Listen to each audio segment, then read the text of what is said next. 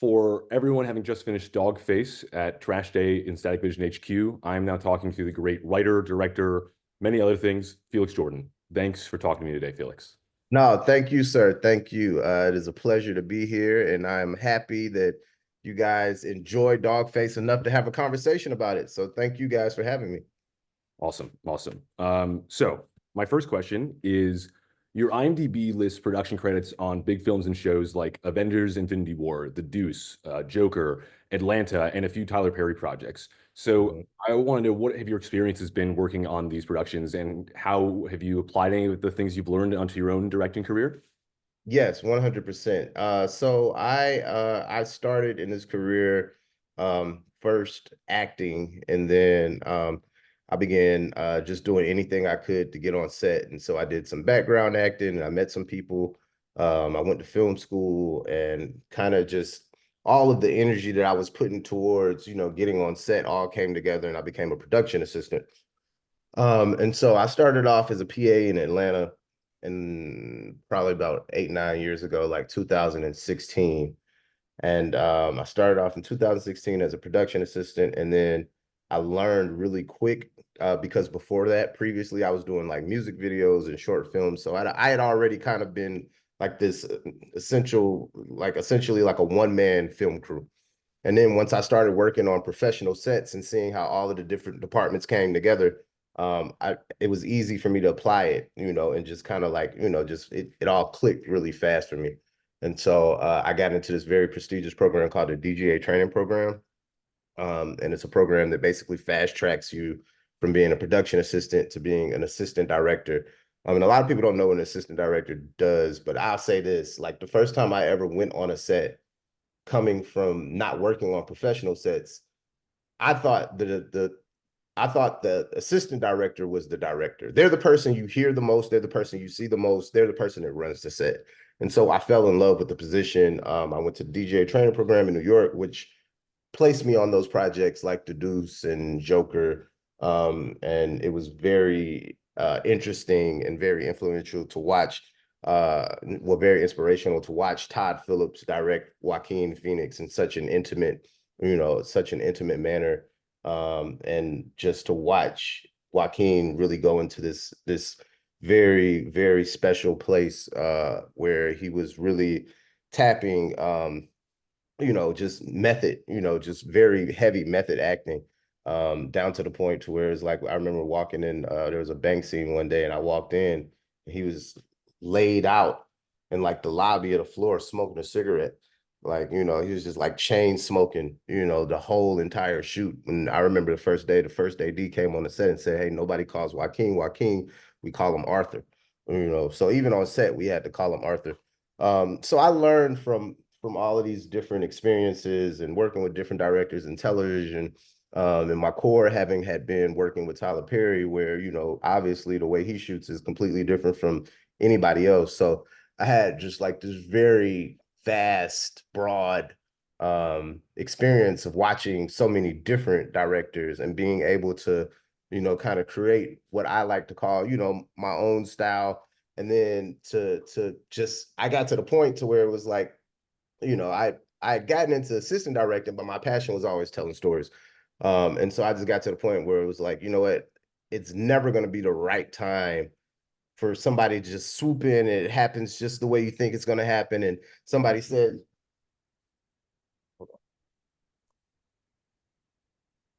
I was creepy. I just got this random knock on the door. You Oh, know, and it was just a random knock, and nobody ever knocks on my door, you know. And so to get a random knock on my door right now is a good sign.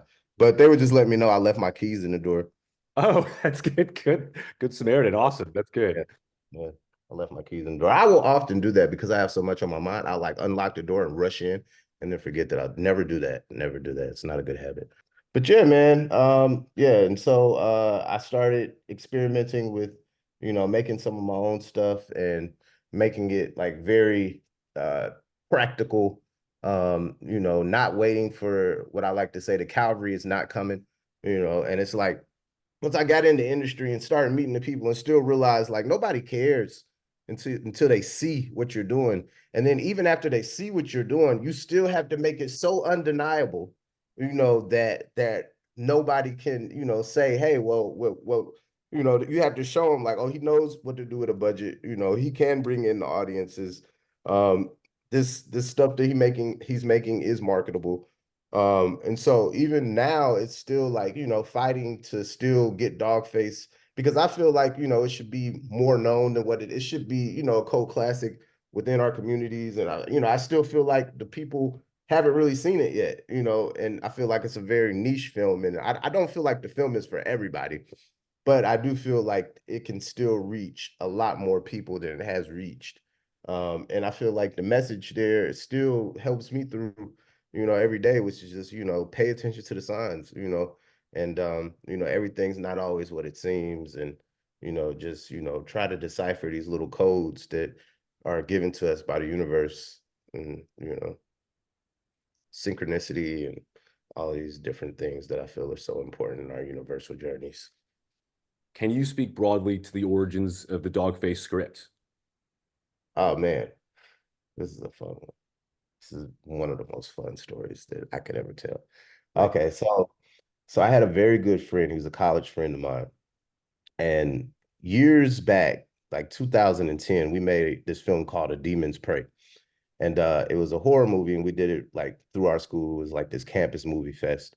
And the movie was like uh it was like this silly little movie where I was like possessed, and it was crazy. But we made this, almost a decade ago from when we did Dogface, or past a decade, over a decade. But we always said we wanted to come back and do like a horror movie around Halloween. I've always been big, like before I started really doing films like that, I used to do music videos and YouTube videos. And one thing that I always realize that I'm kind of getting back into and having to remind myself of now because I made such a big jump. It's like follow the trends. You still have to continue to follow the trends, especially when it comes to like, when you're doing, short form stuff. Short form stuff allows you to follow the trends because you can just go and shoot short form content without having to, obviously put in all the effort that you would with long form content. So we had this idea to shoot a short film for Halloween. And so around 2020, I went to I told him, I said, man, let's just do a short film for Halloween this year. I felt like being creative. I was coming out of the COVID slump, and it was like, I was kind of at a place where it was like, I just really wanted to create. And so I said, let's make a short film. And he's like, okay, what are we gonna do? And I said, I don't know. I'm gonna go to this costume shop. There's a costume shop that's in Marietta, downtown Marietta, Georgia, that I really like. And I told him I'm just gonna go in this costume shop and I'm gonna find a mask, and we're gonna make like an urban slasher film, based off of whatever mask I find. And so I went in the store, and it was like a lot of the masks that I was finding were like, like they were like already established copywritten characters. You get what I'm saying? Like not a lot of original masks. And then finally I saw this dog mask, and I was like, man, you know what? This might be just weird enough, to kind of pull it off. And then I had this idea about a man and the dogs all were found dead in the house. And so I got the mask. I went back and wrote something. I wrote a short film. And then I showed it to my friend. He was like, I don't know what this is, but I like it. And so we came up with the idea to shoot the short. And the short was like the first 20 minutes before the dream. Before he wakes up from the dream. It looks so much different from the rest of the movie. It's like that first 20 minutes all the way up until like the head chop and him running out. Like that was like months before the other parts. Mhm. So it was originally just a short film, 20-minute short film, that first 20 minutes. And we shot that first. And after we shot it, we put out a trailer for it, shared it with a lot of our friends at Tyler Perry Studios, and just kind of like pushed the trailer. And then my friend was like sending it to different people and putting it online. And this distribution company saw it online and reached out and was like, hey, like, what is this? And we were just like, it's a short film. And they were like, can we see it? So we ended up showing it to them, and then we got on a phone call, and they were like, well, how much would it take to turn this movie into a feature? And so, and so, so here we were just making a short film, and they reached out. I was like, how much will it take to turn this into a feature? And they were like, can you give us basically like add like 40 more pages, no, like 50 more pages to the script? Because even though it was 20 minutes, I think the script was only like 13 pages, so they needed like 47 more pages or something like that. And so they were like, if you can give us 60 pages, because technically for it to be a feature, it just has to be 60 minutes. The script has to be 60 pages. So they were like, can you turn this to a 60, can you turn this into a 60-page script? And how much would it take? And me being as naive and as hungry to get a movie out, I mean, because the way that I was thinking at that point was like, nobody else is gonna pay us to make this thing. Like nobody else is gonna help to give us the money to make this thing. It's like of course I had a lawyer look over everything, and I mean, it is what it is. It wasn't a great deal, but it's the opportunity to get the art out there, and this isn't how I make my money or how I make my living. This is just, what I'm trying to transition over into, but I'm still an assistant director, by day. I just finished a show literally Friday, and I'm going back and forth. Literally just got a call for another job since we've been on the phone, and just didn't answer it because we're having this conversation, but I'm gonna call them back when we get off the phone. But yeah, I mean, I'm an assistant director by day, which has helped me to be able to to direct and to be able to deal with certain types of people and personalities. And being an AD is a very, very responsible job, and it's dealt you gotta deal with a lot of people, from actors to producers to crew members to directors. So you're literally like the median of a production. Yeah, so we ended up getting, and then the thing about it was they wanted to turn it into a feature, but I told them, um, I've killed off all of my main actors. And these are the people I've been looking for, a good group of actors for so long. It was like, I'm not gonna go back and try to like find new actors. So it's like, if we're gonna do this movie, we're gonna do it with the same actors who I've killed all of them, you know. And so now I had to figure out a way to be able to bring these actors back. And the only way I could do it was to say, okay, well, the whole first 20 minutes was a dream. That was the main reasoning the main reasoning for the whole first 20 minutes being a dream, was so that I could reuse my actors. You do not feel it in the movie. To me, it feels like it's blowing my mind what you're saying, because to me the movie feels like, yes, it's very intentional from the start that the first act is the dream that we build out of. That's so amazing. It Yeah, really, no, it really feels really. coherent. So And it's even crazier because after I wrote the script and gave it to the company that basically was financing it, they were just like, we don't know. It just feels so disjointed. that's really,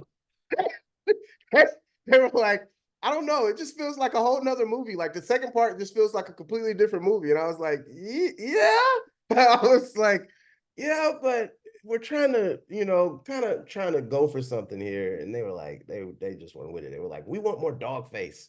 We want Dogface. He should be in it more. And I was like, well, we saw him a lot in the beginning, Mhm, and then we see him again at the end. But mhm. it's like, it's about the little symbolisms, and the movie has nothing to do with anything. It's just like a whole bunch of random things that like just popped up in my head, and literally things that like I would dream about and be like, huh, throw that in there. That's awesome. That is wonderful. And, I did 100% did aim for it to not really make sense. It's like, it makes sense to me. And the other thing is like, there's this very long, elaborate backstory for all of these characters that nobody knows but me and a few other people, that I've never really like gotten into. And it's like, because of that, it makes sense to me. And in my head, I was always like, in the future, if we ever got the chance, we could continue to tell the story, and now people will get it and they'll understand what we were doing. But you know, if people, I feel like the people that get it. Well, I hope we can get a bit more into it as well. Well, we will get a bit more into the specifics, the thematics. But bouncing off of that, uh, okay, so you have the original short film, then you have the new distributor on board who's going to fund the rest of it. According to IMDb, the Dogface's budget overall was $150,000. So one is that it's not right. Okay, that's my first question, and then a second question is just how much money you were actually working with, and what was it like working with that amount of money? I will say for Dogface, the budget was under 25,000. Wow. Yeah, the budget was under 25,000. And so it's very stressful for me. Um I learned a lot, but it was a very stressful process. And I did all of the posts. Like I edited the movie, I did the sound design, I did the visual effects, um, directed it, wrote it. Um, and for me it was a lot. And then even like a lot of the actors were like, this is like their first time actually doing this. This is like their first time actually like acting in a full feature. Half of the actors were like my coworkers, like crew members, like electrician and sound guys that, I realized like, oh, you guys know how to act too. You guys have talent, in front and behind the camera. So let's just, to make something. Um, and then the great part about that is they can also add their expertise in other areas. But yeah, it was a very difficult process. Very difficult. And this is actually my executive producer from Dogface calling me right now. He's also the guy that plays Death. Uh, Uh, yeah, he plays Death. You probably can't hear him. Can you say something, Shad? I'm doing a oh, interview. Shahid Phillip. I have a question. Hi, Shahid. I have a question about how your performance and how good it is in the movie coming up. Okay, let's go. He said, "Let's go." Let's go. Well, I guess I can ask you, Shahid. What was Felix like as a director for you as a performer? Now, Felix, as a director, he gives you great information, but he also gives you the freedom that you need. Sometimes it's as though he wants you to bring it out of yourself. He doesn't want you to act. He wants you to be. And he suddenly gets it out of you. And that's how it feels. For me, he kind of he let me go. And he was pleased with the performances. He gave me some minor notes on lines that he really wanted. But for the most part, if it's where he needs it to be, he's not going to disturb you. He'll give you a few pointers, but that's about it. He really wants to see you as the actor become the character, and he allows it. He allows you to be. Thank you, sir. Wow. Thank you as well.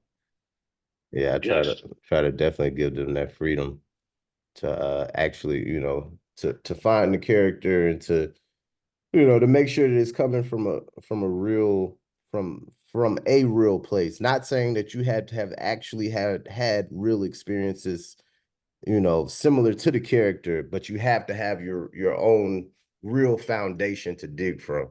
Hey, Sha, I'm gonna call you back in just a minute. All right, brother. All right. Peace. Thank you for Thank that. you. All right. No worries. All right. Peace. Thank you. So I just want to ask you about kind of building the tone because it's got a very specific tone. I know part of it seems to be per production, but it swaps between a lot of different kind of modes. It's like very in your face horror, and then it's more like subtle uncanniness. There's some really jokey scenes, very self-aware jokey scenes, and then also there's all the psychodrama going through Hondo's character arc. So just like, yeah, how did you cultivate that? Were you working with that out a lot in the edit, or was it very much intentional during production? I was very much intentional during production. Um, you know, I came in knowing exactly kind of how I wanted the movie to look and feel, and I almost wanted to be like a horror blaxploitation movie. You know, to where it was like it was like there were moments where it's like, oh, this thing is deep, and then there's moments where it's like this thing is definitely not taking itself serious. Where it was just kind of like it's almost to me in my mind, it's almost a parody. Mhm. You know, it's almost a parody of like a Jordan Peele type movie. You know, you got to think about it. It's like I watch a lot of stuff, and for me to name a movie, the name is hilarious in itself, like Dogface or Trap House Horror. Like it's just like nobody can, you know. I mean, yeah, there might be parts that kind of get you, you know, parts that are, you know, that are kind of very, you know, eerie, you know, but ultimately it's just like, you know, it's pretty outrageous. Mhm. All right, next question. The ending of Dogface is boldly unresolved. There's so much stuff that happens in the last 5 minutes. It's really wonderful. It's really crazy. What is your thinking behind the tantalizingly open finale? Like, what does the ending mean to you? What's going to happen next for Hondo? Is he going to succeed in his quest? Well, um, the quest the quest is supposed to obviously move forward, and we start to see the ending was supposed to kind of be different, and it was supposed to show where it was like Hondo starts like being able to like go through like these portals that like transport him to like different places in time and different dimensions, you know.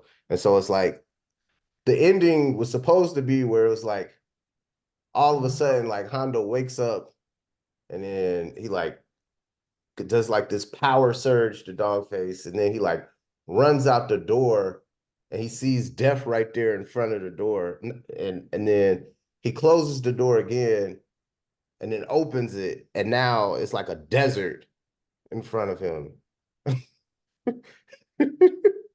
And then he like goes out the door into the desert. That would have been cool too. So, and so Dogface is like, um, uh, um, dang, what he created a dimension. So it's like Dogface, the legend has it that like in the beginning of time, Death created Dogface and Hondo, but they had different names. And Hondo could create dimensions and portals and manipulate time, whereas not Death, Dogface could create animals. There's so much backstory to this. It's like this biblical backstory that people don't understand. Like the Hondo and Dogface, Hondo is like constantly able to like his soul, like whenever that his body dies, his soul goes into another body. It's so weird. It's a lot. It's confusing to try to even explain. But but yeah. So the ending is it's definitely a lot more to it. But honestly, the ending we got that ending because we ran out of money, you know. And so I had to figure out how to end it. And I was like, well, I'll just go back to that scene of him waking up. It was like, I was like, this is the best thing. The best thing I could do is like, all right, he gets another chance. Okay, now we just have it go back to that scene of him waking up. And now it's like, it can still be considered to me. It's like, I can live with that. You know, that was like out of all the options I had, that was the best ending for me to say, you know what? For me, myself, I can live with it. You know what I'm saying? Like it gets to the point to where it's like, okay, I know this might not be the best ending, but me personally, how do I feel about it? You know, and for me, it was cool. You know, it does leave it very open, but I feel like that's what movies are supposed to. You know, I don't like movies that, you know, I like a good satisfying ending just as well as anybody else. But this movie was supposed to like kind of leave you like just like what did I watch? You know, like to where it's like you really had to sit back, figure it out, watch it again, see if it makes any more sense the second time. You know, and you know, it's just one of those kind of movies where I was very okay with it just being very open-ended and basically, you know, not insulting the audience to give them a way to feel and to give them their own resolution. Because the whole thing is like Hondo is supposed to basically he's at the age where he starts to realize who he really is, and he's like reawoken of who he was and who his what his soul has been through. And it's like once he gets to that point, he becomes like this like Neo type Avenger type character. You know, he's almost like Hondo now. Like in the next one, Hondo is like this crime fighting, like Blade type, Mhm. you know, supernatural superhero. Like, and so now he kind of goes and like tries to like awaken all of the lost souls and you know get balance restored to the world and to the supernatural realms as well. Yeah, so it's kind of like that's what it goes into. It goes into like, you know, like a horror slash superhero slash. It's just like to me, it's just like it's just like a epic type tale Mhm. that can only really be resolved with time. Do you think eventually you'll make this the sequel that shows all of the super heroics? You know, I am hoping that I do get the chance to. It would be nice to be able to complete the story. Um, just because I have so many different kinds of characters and it's its own world that we call the horrorverse that just has not been able to you know, obviously the second movie I did, I was like, hey, well, you know, I kind of want to do something that I know will be a little easier for people to grasp that can potentially open doors for me to be able to do more of the weird stuff that I like to do. Um, so it's just all about trying to just kind of navigate it as an independent, because we are 100% like independent, probably more so than most people who say they're independent. Like, no, we are really like two people, you know. Is there much of like a local independent like filmmaking scene around where you are? Oh, 100%. Yeah. I live in Atlanta, so Atlanta is like the biggest film hub in the US right now, Mhm. even more so than New York and LA. And ever since the strike, jobs haven't really gone back to New York and LA the way they were previously before the strike. But you know, Atlanta's not the same either. But we still have, I think, more going on for us than New York and LA. And hopefully, if the Teamsters come to an agreement later this month, um, by the time 2025 rolls back around, the industry should be back where it needs to be. Um, but yeah. Cool. Great. Last question. Can you please tell us about your new film, Toxicity? Oh, Toxicity. Oh, yes. Toxicity is a film about trying to find love when you really have not had a good experience with love yourself and don't even really know who you are to be able to love yourself, but you're still trying to love someone else. And so, I mean, it's about this guy. He's gone through like, you know, once again, he's gone through like very tough situations growing up, overcome all this trauma to go to college and start a very successful tech company. He has a dating app, but ironically, he can't find love in his personal life. But he has this very successful dating app. Can't find love in his personal life, but he meets this girl. And at first, she seems like a great fit for him. And then it kind of just goes from there, basically just him trying to like balance a chaotic love life and his personal life and work life and family life. And he's got a daughter and he's going through courts and um, he's got this coworker that he kind of likes, but she's in a relationship and he's in a relationship and they like each other, but they know that the people that they're with aren't right for them. And It's just kind of like, you know, a modern day tale of what it's like to be single in a big city right now. And so it's very simple, very much grounded in reality, but very emotional. And I will say that anybody who has dated, you know, seriously in the last 10 years can probably relate to this movie, unfortunately. Yeah. And right now, I know you're putting up screenings of it that seem to be going very well. Are there plans for future distribution? So right now we're still working on distribution. We have a few different offers that we are kind of looking at, and then also trying to figure out if we just want to self-distribute. But right now um, we're trying to just make more noise with it, you know, to make these different distributors value it a little bit more. You know, it's like the industry, until the industry sees how valuable or how profitable or how big of a market something already has, you know, it's harder to, you know, get what you feel something is worth. So we definitely want to fight for that. Until, you know, we say, hey, look, this is what needs to happen at this moment. This is the best time to do this, so we need to go ahead and do this. And so until that moment, man, you know, we're gonna keep fighting the good fight. Well, I'm rooting for you. I'm rooting for you all. Well, I appreciate I think that's my last question. Do you have anything you want to leave the audience with before we go?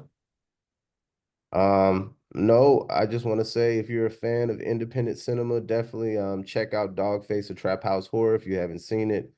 Be on the lookout for Toxicity. You guys can follow me on Instagram at Spikefe, which is Spikefe. And then also, if you're a fan of independent cinema or you want to get involved in independent cinema, just go for it, man. Just pick up a camera and just start shooting. If you have something on your heart that needs to be said, say it and don't wait, because you know time is ticking.